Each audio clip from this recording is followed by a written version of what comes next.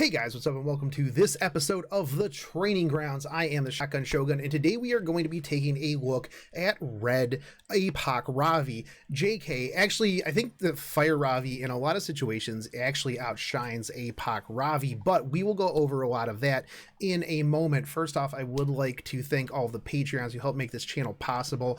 If you guys want to help out, just check out that link down in the description. If not, just if you haven't yet, subscribe if you like this kind of content and share it out. It helps me beat the YouTube algorithm. Normally I leave this for the end of the video, but it does seem to help out a lot when I put it at the beginning. And I just want to say I do appreciate all of the support that you guys do give me. So with that, let's get into Fire Ravi. Now, a lot of people have slept on Fire Ravi for quite a while, and that's because, well, we had a lot of water units. You had Seaside Bell, you had a Momo, you had a DN, you had a very big water meta, in which case a lot of these fire units that were really good at the beginning of the game kind of got sat on the bench and collected a bit of dust. Now that you have a lot more grass units coming in, you have Valencia, Charles, you have Rowana, things like that, you're going to be seeing a lot more fire units coming in as counter characters. And personally, I've always really enjoyed Fire Ravi, and well, with the grass units coming out,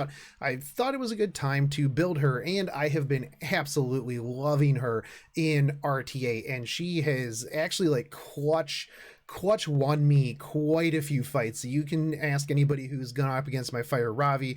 Normally it gets banned because if it just comes down to her, she can solo most teams. But let's get into her stats. As you can see, she does have 966 base attack, which is, well, not very good. It's the same as Fire Ken and Dark Corvus, a little bit lower than her Apocalypse version. So it's really kind of in the middle of the pack. It's down at like a C grade if you were to tier all of them. She's definitely not a Sirmia, who's going to have quite a bit more top end attack, actually like the highest warrior top end attack. But what she lacks in damage, she makes up for in defense and health. 657 defense is actually pretty good, and 7,323 HP is pretty tanky. So she does have 102 speed though, which is a little bit slower than, again, her Apocalypse version. So where her Apocalypse version is a little bit more offensive, this Ravi is a bit more defensive, which is interesting because of the juxtaposition of their passives, where Apoc Ravi heals on being attacked, Red Ravi heals on attacking. So her S1 is going to come with a lifesteal in it. Oh, by the way, her self-imprint is defense. Her team-wide imprint is attack, which honestly, I personally would probably put her into self-imprint for the extra survivability, just because typically she is my bruiser damage dealer. So I don't really need attack for my supports or even my other damage dealers. But that aside, so the first skill is going to be Slaughter, and this attacks with a double-edged axe and absorbs some of the health, the damage done as health. Now, if you soul burn it, it's going to just boost that damage through the roof, and it's not going to trigger a dual attack. So that can be nice. I mean, realistically, chances are you're not banking on a dual attack in the first place if you are soul burning this to just instantly delete something. Now, this is really good, like I said, if they have like an Valencia or a Charles or a Rowana. A lot of times, like once you get further on and you get your passive built up, this can almost one-shot like Charles and other things. So it is really quite a bit of damage, and you do kind of want to save it for later, obviously, or if you're in a situation where you need that extra huge heal, this is going to be your clutch skill. Now, speaking of her passive Demon's Blood, this increases the attack of the caster when they attack or are attacked. Effect can only stack up to 5 times. When attacked, this increases combat readiness by 8%, and fighting spirit gives you 5 fighting spirit. Now, you can increase this combat readiness up to 15%. So basically, this is a built-in Durandal that is active all of the time, and after you either attack or are attacked 5 times, you increase your attack by quite a bit. I forget what it is. I want to say it's pretty high. It was like 50% of your base attack or something along those lines. Somebody fact checked me on that. I looked around, I couldn't find the exact stats before this video. So if somebody does know, let me know in the comment section and I will pin it and put it in the description. But basically after 5 turns, if they're ignoring you, or less than 5 turns if they are attacking you, you can build this up very, very fast, and this is going to help out your damage. Now, when you first start hitting people, you're going to be like, wow, this girl doesn't hit for like anything. You have to remember she is kind of one of those overtime bruisers. You're not going to be using her in a 1-turn team or even a 2-turn team. This is going to be, hey, I know I'm in it for the long run, so let me build this unit.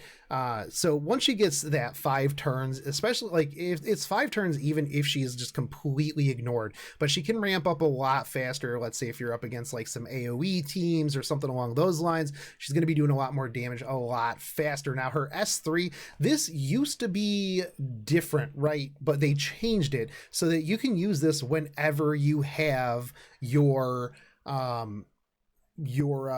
fighting spirit higher. You acquire 3 souls. This is really, really good. Once it's upgraded, you brutally attack all enemies, so it's AoE with a 75% chance to stun for 1 turn, and if you stun them, this decreases the combat readiness of stunned enemies by 100%.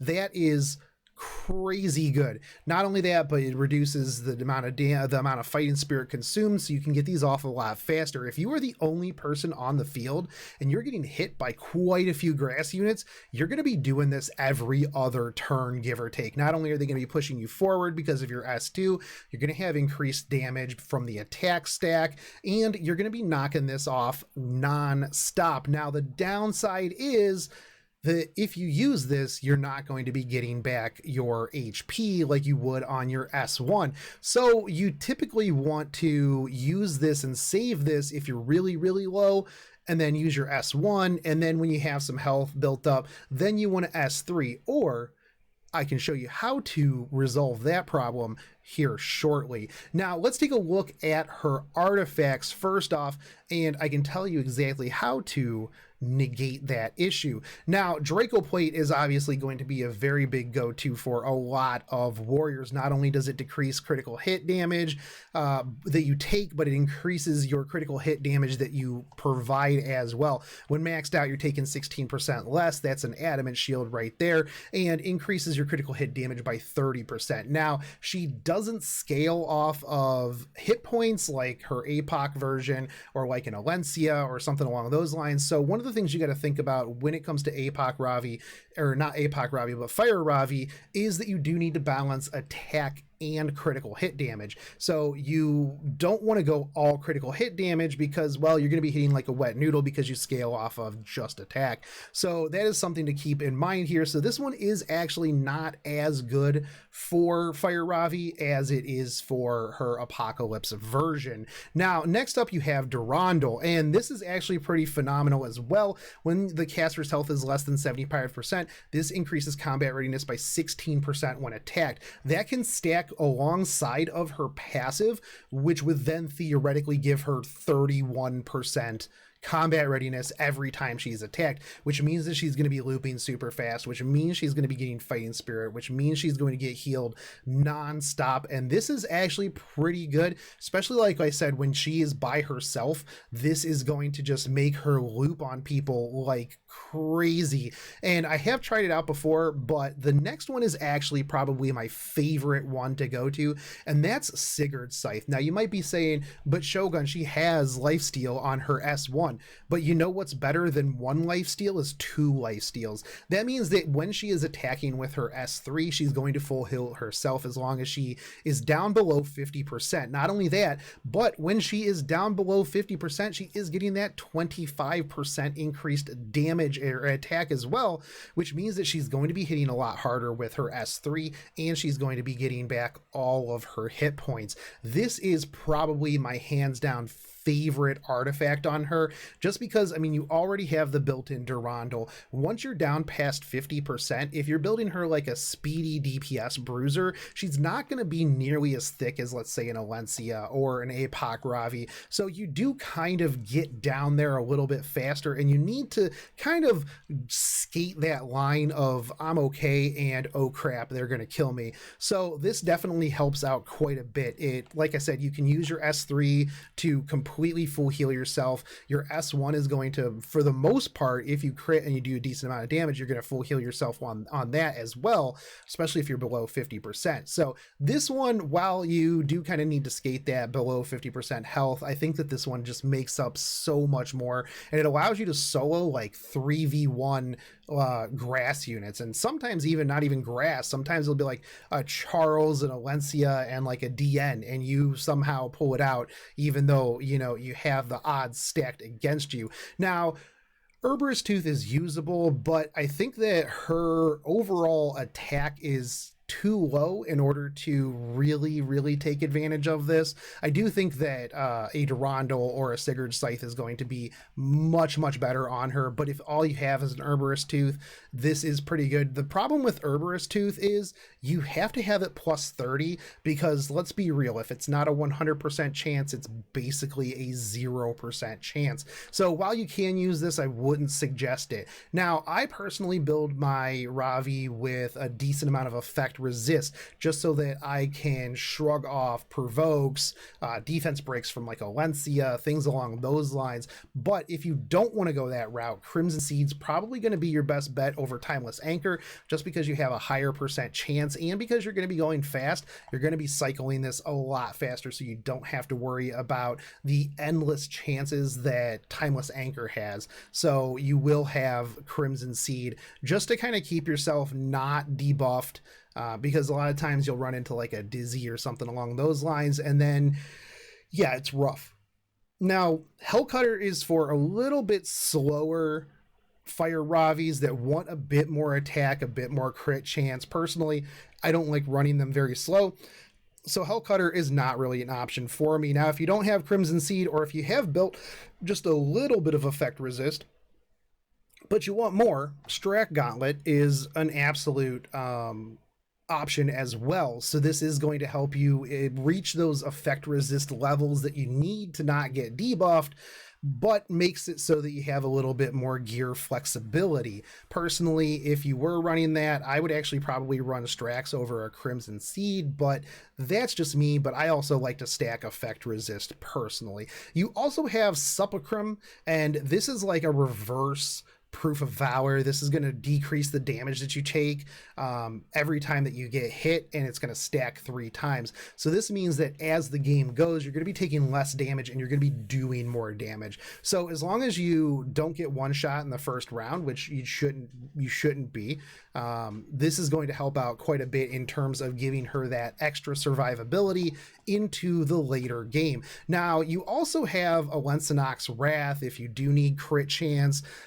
Personally, probably wouldn't run this on her. I also don't have a very high skilled one, and you know, I would just run critical chance on her stuff, because there are a lot better artifacts that you can run that are going to give you a much bigger benefit than this. And last but not least is El's Fist, and this actually is pretty good too, because as your health decreases, your attack and speed increase up to 50%, meaning that the more damage you take, the faster your turn cycling is going to be, and the higher your attack is going to be, so that you're going to be getting back that hit points from your S1 damage. So this is also a very good option, especially for people who are on a budget who can't have plus 30 5-star artifacts. This is definitely a very good alternative. It gives you the attack you need. It also gives you that speed that you need. So I'm going to switch over here real quick to my Fire Ravi and go over how it is that I have her built and why. So as you can see, I'm kind of slacking on the attack, and one of the reasons is that I think that she's in it for the long run, right? So maybe she's going to be tickling a little bit early on, but where I'm lacking in that attack, I make up for in health and defense and speed, right? So I have 193 speed because I do want her to cycle. Hit her with the S2. She's going to be getting quite a few turns very, very fast, and that's going to build up that S2 attack, which is going to supplement the low attack that I have on here. So you do really want to make sure that you stick around, because even if, you know, let's say Charles, who has a 100% chance to not only S1, S2, but crit both of those on a fire unit, this is going to be very beneficial for preventing that, giving her that extra little bit of bulk. So I do have the high defense, I do have the high health, I do have the high speed. She's at 86% chance to crit. This does kind of bone me on non-grass units, but a lot of times I field her against grass units. So that's going to make up for the reduction, because I'm going to have that extra 15% chance to crit on my elemental disadvantage units.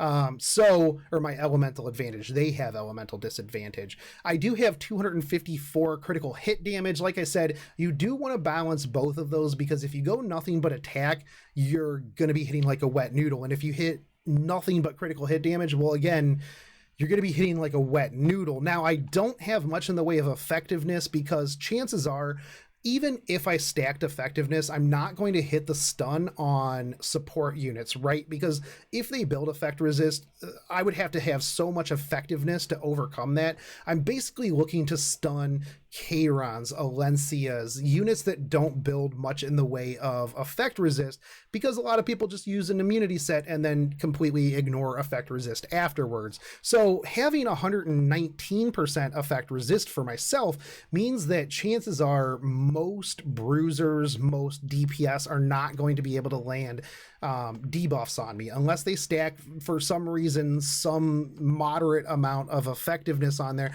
I do know that some Alencias do, and so sometimes if they don't miss, they'll get a strip off or they'll get a defense break or something along those lines, but it's not very common, right? So you have the increased attacks from the passive, you have the increased Durandal speed. As you can see, I do have my plus 30 Sigurd Scythe over here on my Fire Ravi, and like I said, that's so that the S3 is going to be healing for a metric pile of damage, and it really helps out too. Like I said, when you start getting low, even if you don't have the S3 ready, the S1 can almost always heal you for your entire hit points, and from there you can pretty much solo a Charles and Alencia, anything along those lines. There are Rowana, she's really good against Rowana teams.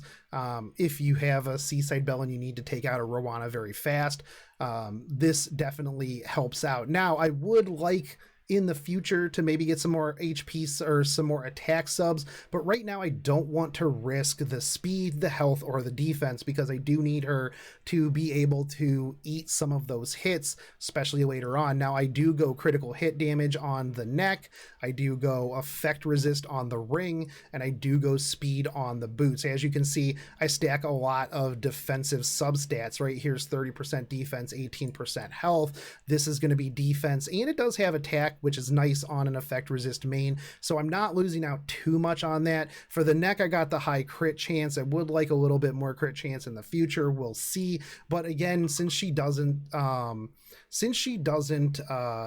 scale off of HP, you really want to kind of figure out where you're going with your skills or with your substats and your main stats.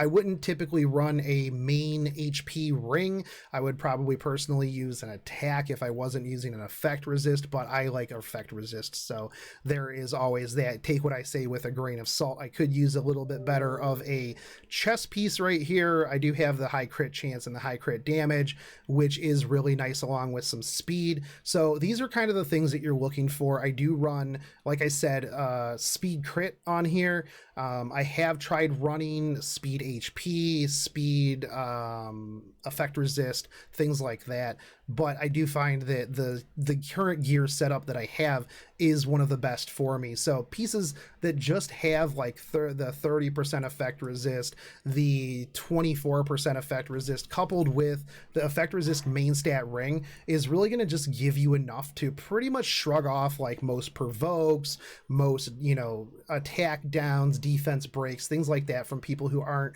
really highly stacking effectiveness. So that's kind of an overall view of how I run her. I have ran into Fire Ravis that use counterattack sets, which I will leave a link to down below. I got absolutely clapped by one in a tournament one time. It was very interesting. So I don't personally like counterattack setups anymore, mostly because, well, when I use them, counterattack hardly ever triggers. So I don't like to rely on that. And I think that the speed crit build is a little bit on the better side. I have seen some people run lifesteal crit, which is kind of interesting because so instead of going with your Sigurd Scythe, they could run like a Durandal for the extra speed, and you have the built-in lifesteal for your S1 and your S3. So there's a bunch of different options for her, but I do think that she's probably one of the better fire units in the game. The other one is probably going to be Fire Ken, and Fire Ken is in the process of, as soon as I get the Molas to plus 15 him, he's going to have gear back on him, but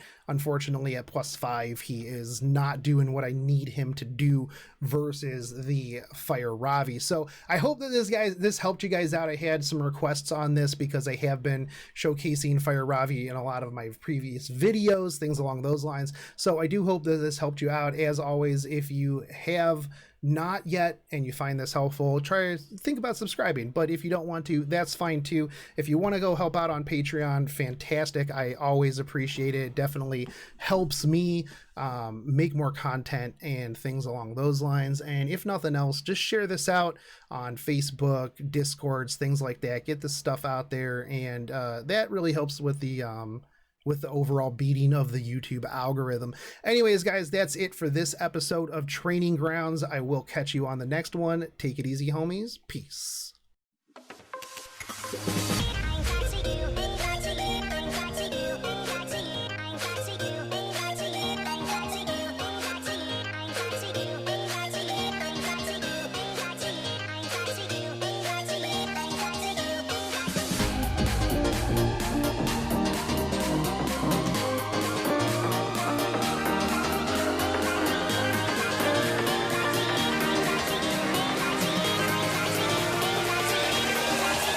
Cracky.